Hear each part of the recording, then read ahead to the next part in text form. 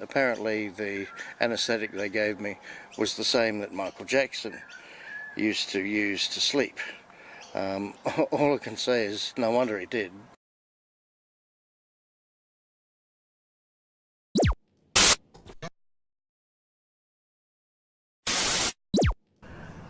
Recently I had a CT scan of my abdomen, and I'm actually having my very first colonoscopy next week. So if anyone's interested in the vlog form of that, there will be no medical scenes. Just drop a comment below.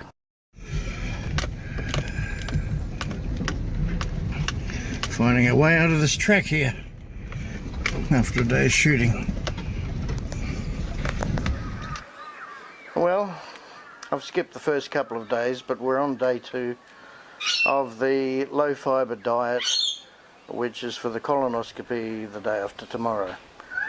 There's a 5-day run up to it, and it's quite easy to do so far, because most of the things on the list is what I eat anyway. So far so good. What's troubling me, however, well, there's a couple of things. From tomorrow, which is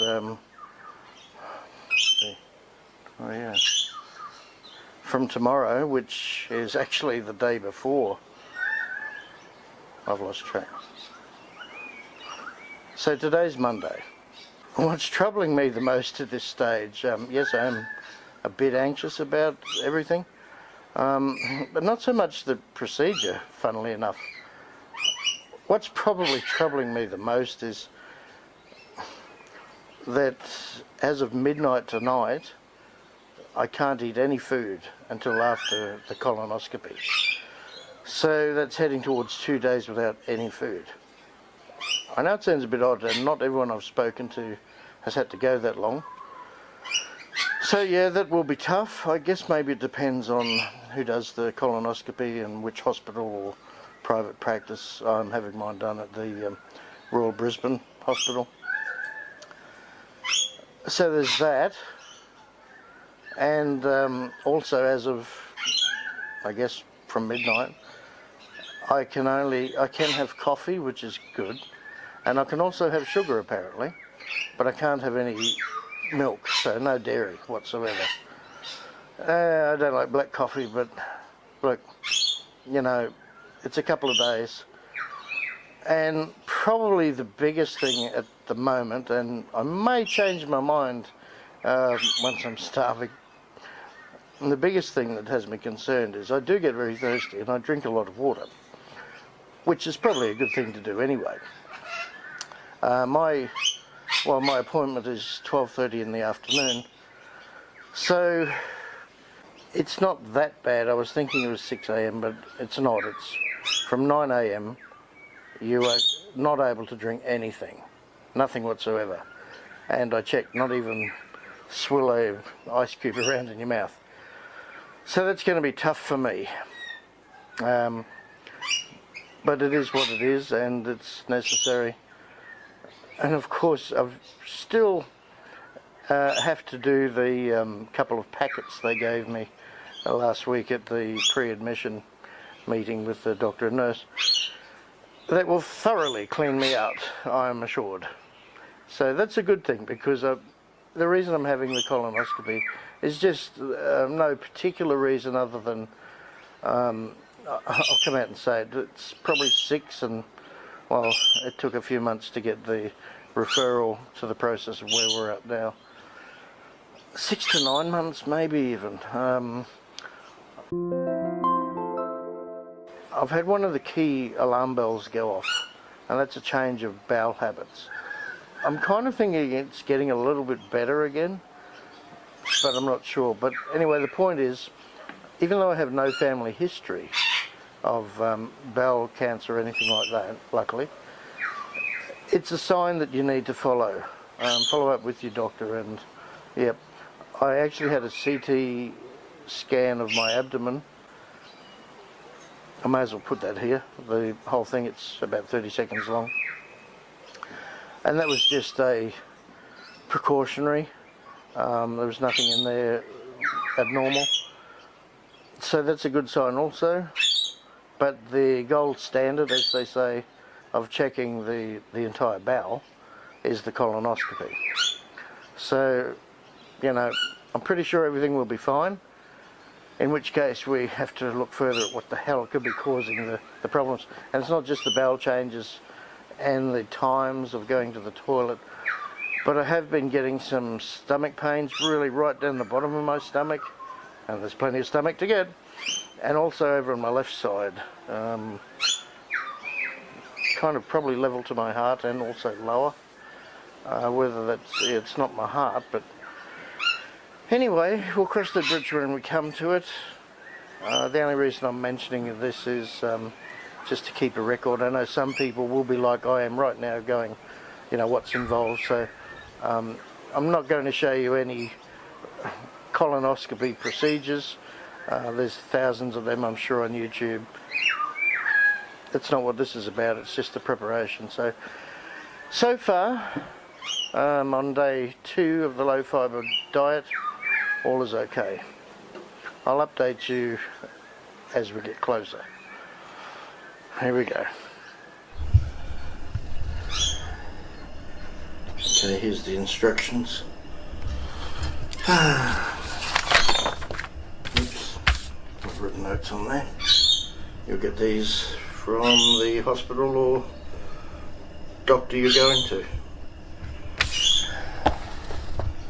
This is the lovely kit that contains everything.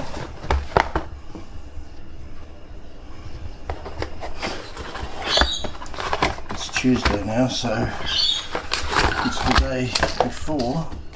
Okay, in the kit you get 3 tablets of that. One of these packets, which I'm about to mix up first. And this very large one, which you make 3 litres of. Mix it all up on the morning of the day before. Okay, going to mix up this first one, which I'm told is very delicious, and I am being facetious. Magnesium citrate. Oh. I'm supposed to add hot water, which I've just boiled. Whoa! Holy sugar! Well, yeah, okay, it said it would effervesce. Wasn't quite expecting that much. At this rate, I don't think I'll have to stir it. Well, look at that. It's like Mega Cell Vital. Okay, well, I don't think I need to do this. And once this is done, just put it in the fridge until, in my case, 3 PM this afternoon when I drink it, and take the 3 little tablets. And I think it's stopped effervescing. Well, that should do. 250ml. Oh, it's like a purpley colour. Is it? Okay, and into the fridge. And now to mix up the other one.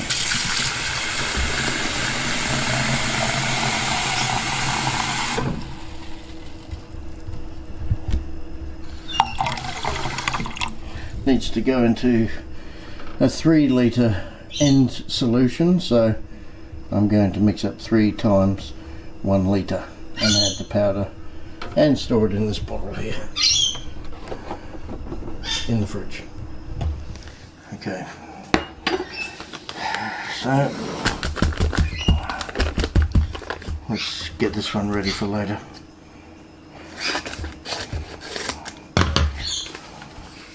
It's just cold water this time. Okay, here we go. Just add 1/3 of each one, since I'm doing it 3 times.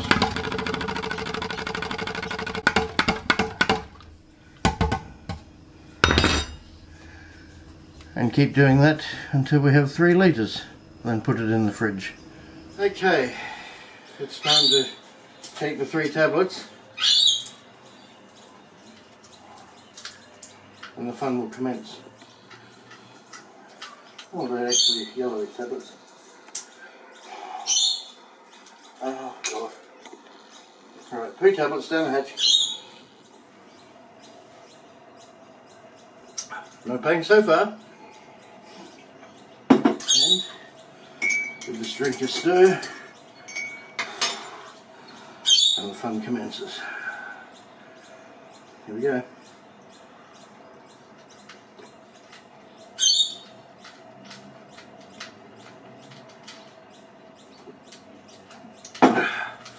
Not too bad, it's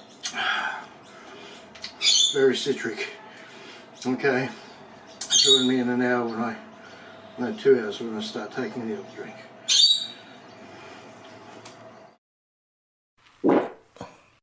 Okay, well, that first drink didn't last the hour. Been to 1 trip. Now I've just poured out a litre of the second drink, which you have to drink 1 litre per hour.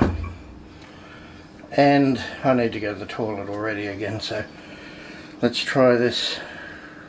This is supposed to be the worst one.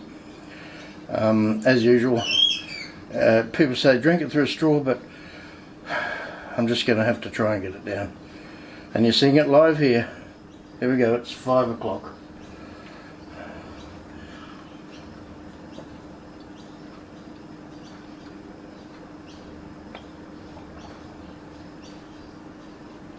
It's not that bad.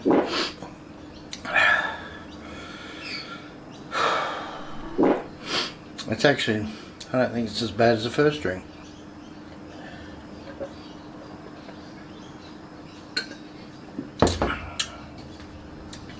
It's very lemony.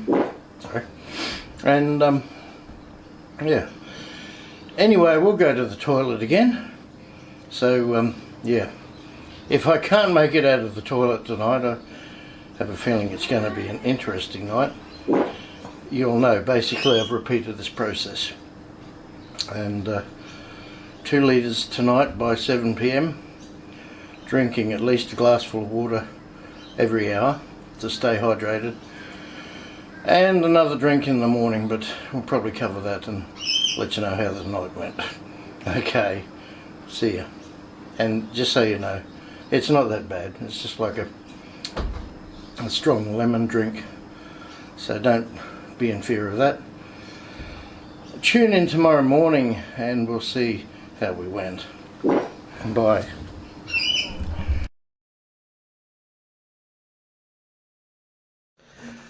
That chapter of War and Peace you've got? Yeah, take it to the toilet with you. This stuff is really, really, really, really effective. Yes, okay. Well, I didn't think I'd get a chance to make an entry this morning before I left for the hospital this afternoon early. I'm just having a brief, welcomed reprieve from the bathroom. It's been an interesting night.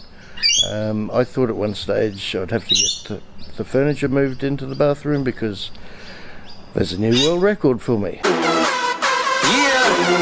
Y'all ready? 2 hours solid on the toilet last night, amongst a few other trips.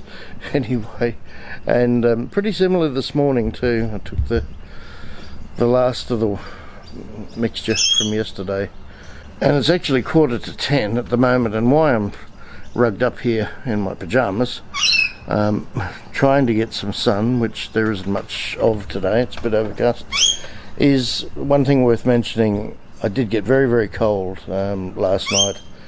It does say in the instructions to keep warm, and you better believe it.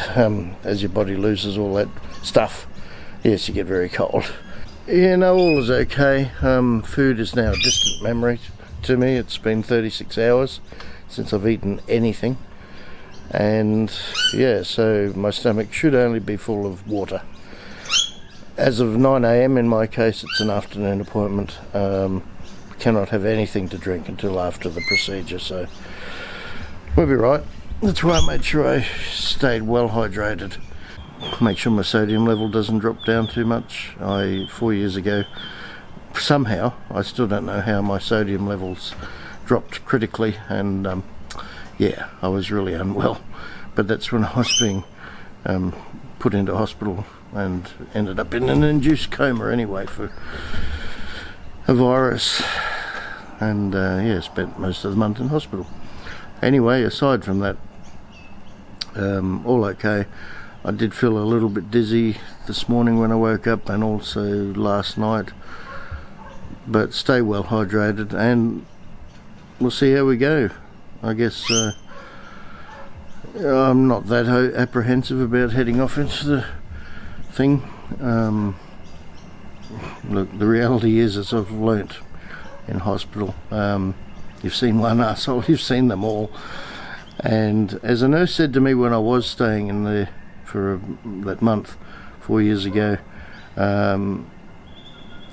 she said, leave your dignity at the door and collect it on your way out. So yeah, it's just one of those things. We're all human. No matter what you look like, we're all human. So we all the same, basically. Okay, I'm very thankful for the short break from the toilet. No doubt I'll have to go again before I leave, but also make sure that preferably someone drives you in, because I feel a bit weak, obviously. And the main thing, they will not let you have it unless someone can take you home and spend the night with you, because of the potential effects of anaesthetic, which I'm not worried about. I've never had any dramas with that. So okay, speak to you when I speak to you. See ya. Hello, it's me. I've avoided Playing the wedding game. consuming calories.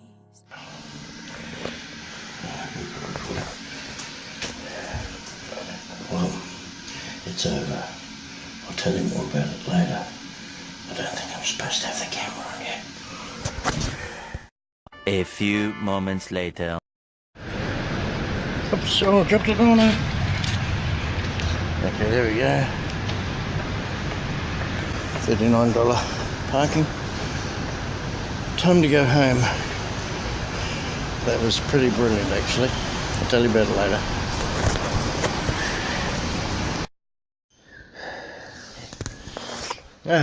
Home again.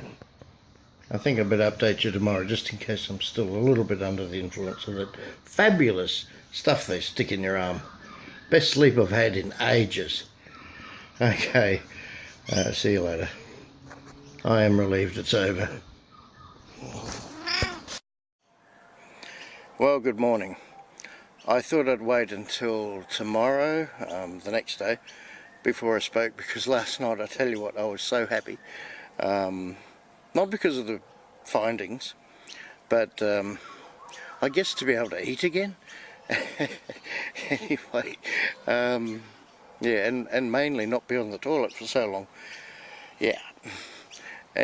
Oh, plus the fact that apparently the anaesthetic they gave me was the same that Michael Jackson used to use to sleep. All I can say is, no wonder he did. It was the most brilliant sleep I've ever had in my life, albeit only for the 20 or so minutes that the procedure went on. Anyway, yeah, so just giving you a summary. All went very well. I wish I could have taken the camera in and shown you what a brilliant array of high-tech gear they had in the operating room, but of course you're not allowed to. But it was awesome. And yeah, it's supposed to be twilight medication. Yeah, okay, twilight. I was out to it like last thing I remember is like laying there, and of course they had me hooked up and everything, and there was a monitor over here, overhead, and I said, oh, okay, so I can watch it through there. And it was, next minute I remember I'm starting to talk, you wouldn't believe this is dead set. I'm starting to talk about making this video that you're watching right now, and I like had these keywords to put in the description and everything, and I'm going, I really do have a YouTube channel. Everyone was laughing, and look, I blubber on anyway, and yeah, we had a good time in post-op, and it was all over and done with. And yeah, I tell you what, that sandwich I had afterwards and that coffee, oh, it was heaven. Anyway, I had a great night. A little bit, no, well, I was a little bit tired before. I've decided just to have an easy day at home, which, if you can, I advise you to, because actually the medication can stay in your system for 24 hours. In fact, you're not allowed to drive for 24 hours legally. So yeah, no, that was all good. They even gave me the findings then and there. They found 2 very small polyps, 2 millimeters each, and a couple of diverticulitis fissures, small ones. So yeah, I'm not concerned, I never was. They've sent those polyps off to pathology. In most cases, they're always benign. And have to add a little PS that has just come up too. I watched a video by John Bergman, which some of you may be familiar with. I highly advocate most of his videos, but I watched something last night. I just searched on YouTube for colonoscopies, and he's got a video there. I've just left a comment on that video actually. It's addressing the fact that statistically 1 in 1,000 people die from colonoscopies, and the fact that there are no actual studies have been done on that. Here's the thing, there can be studies and there can be general ideas. I know that I never saw any studies to know not to walk in front of a fast-moving car, if you know what I'm saying. And I totally believe the fact that there'd be people that these days have a horrible life wearing a colostomy bag, etc., and worse, because in some instances they didn't get a colonoscopy and find early stages of potential cancers. That's all I'm saying. As you know, I had the CT scan a few weeks ago. It was all clear, apart from some gallstones, which I did the gallbladder flush again since then. I'm not going to get another CT scan to see if that worked. And my point is that tiny little polyps do not show up, and colonoscopies are the gold standard to actually look internally. So hey, look, I went in there, full disclosure was made to me about side effects. It's extremely rare that anyone dies from a colonoscopy. It's even rare for any major side effects. Like anything, and it is actually an operation, and I never even considered that until recently. There's always risks, okay, but the risk, in my opinion, and most opinions, is that it's worth taking to find the all clear or the not all clear. Early intervention is definitely the best way to find anything that's wrong, when you have a chance that it can be corrected. So with that little disclaimer out of the way, yep, all went well. I have nothing further to add. I guess I'll get the results in maybe 5 days from pathology via my GP. I'm not in fear of anything. In fact, I was slightly surprised that they found some polyps, but not expecting to find anything. It certainly wasn't the cause of my stomach pains that happen occasionally, and it may in fact just have been an infection that comes and goes with a lot of things. So anyway, yeah, look, I was happy to be over that. It was pretty tough going, the time spent on the toilet. Like I say, take in War and Peace if you've got it or something, because yeah, you'll get through a fair bit of it. And don't think that you can plan your day around the pre-admission drinks. You can't. You'll be sorry if you do, and don't plan anything for the morning before the colonoscopy. Okay, well that's it for me, and I hope this has been of some help to someone that's facing a colonoscopy or thinking of getting one, because just do it. You'll know that way. Okay? it makes perfect sense. There's nothing to fear. Just a bit of a pain in the ass, so to speak, but not literally. You're not awake during the operation. As I say, twilight, okay, you're supposed to be a bit drowsy. Most people that I know of, in fact everyone I know of, just you're out to it like a light, so and you wake up feeling great. So, okay, cheers for now, and I hope this has been of some help to someone. Thanks for joining me. See you later.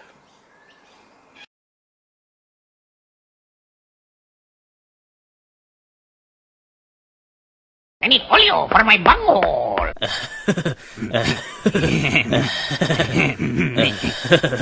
Flying bum, he's flying across the city.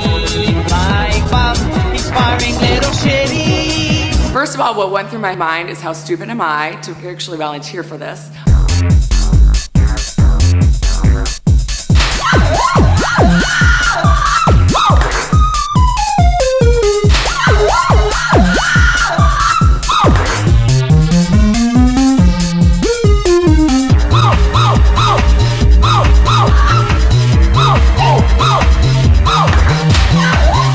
It was unbelievably painful.